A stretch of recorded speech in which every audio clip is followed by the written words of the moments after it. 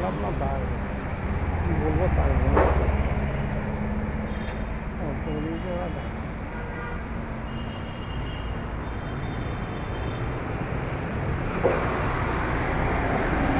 রাজ বিধানসভা ভবন, এটা বিধানসভা ভবন 13ই মে শপথ গ্রহণ হলো বিধায়কদের।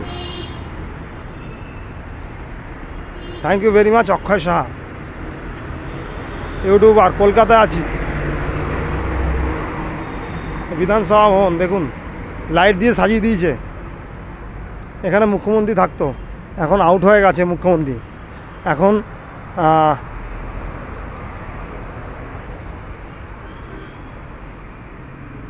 বিজেপির মুখ্যমন্ত্রী আছেন শুভেন্দু অধিকারী।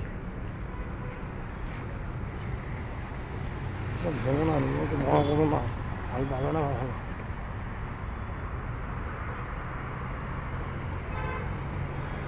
ভালো ভালো পাবে না।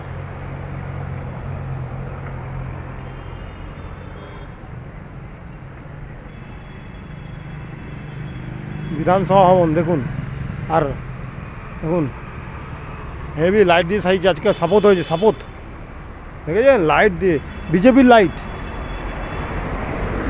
গেরুয়া গেরুয়া গেরুয়া।